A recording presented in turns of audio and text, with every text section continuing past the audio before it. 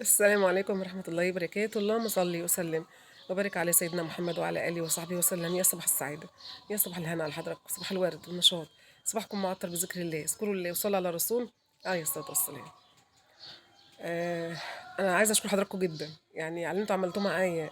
جالي امبارح ترقية من الفيسبوك إن أنا آه صانع محتوى، وبعتولي ترقية فنزلتها على الفيسبوك.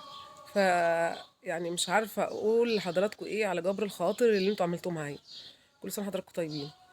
وزي ما انتوا جبرتوا بخاطري في الأيام المفترجة دي، ربنا يجبر بخاطركم. اسم أخ وأخت بعت لي تهنئة على الصفحة بتاعتي. بشكر حضراتكم جدا، كل سنة وانتم بخير، صحة وسعادة، وبيوتكم عامرة بالخير واليمن والبركات، ويا رب كده يبقى رمضان سعيد عليكم وعلى أسركم إن شاء الله يا رب، اللهم آمين.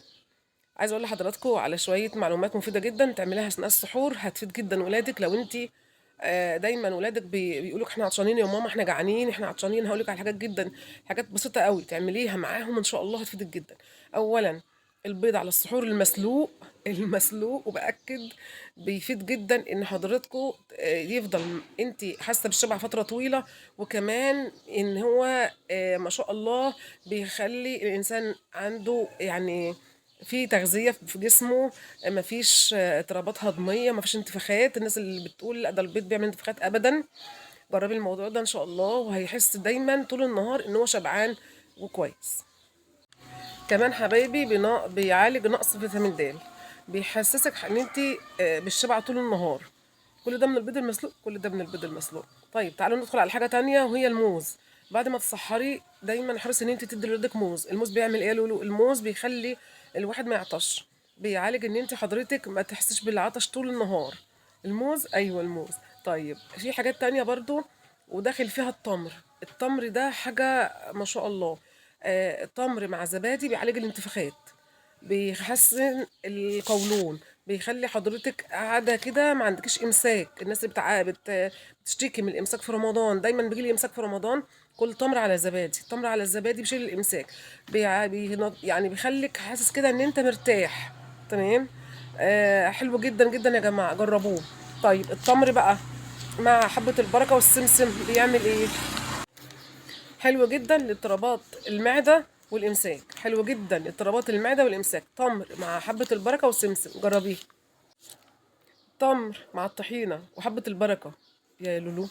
يعني حضرتك تجيبي تمراية، تحطي النقية بتاعتها، حط جواها حبة صغيرين من الطحينة، شوية حبة البركة، وكليها. طب هتفيدني بإيه؟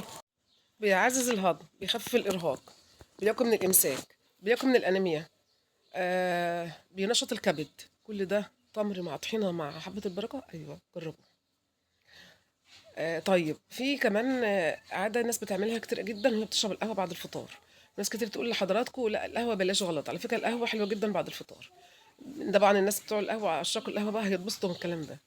أولا بتحوش الصداع، أولا بتقلل من الاضطرابات، بتقلل من الإجهاد بتاع الصيام طول النهار. كل ده من القهوة، كل ده من القهوة. كل سنة وحضراتكم طيبين. دمتم في رعاية الله. بشكر حضراتكم جدا، يعني حب الناس ده حاجة كبيرة جدا. بشكركم جدا والله العظيم، ربنا يخليكم ليا، ما تحرمش منكم ابدا. كل اخ واخت موجودين على الصفحة بتاعتي، بشكر حضراتكم جدا، وكل سنة وانتم بخير. دمتم في رعاية الله، والسلام عليكم ورحمة الله وبركاته.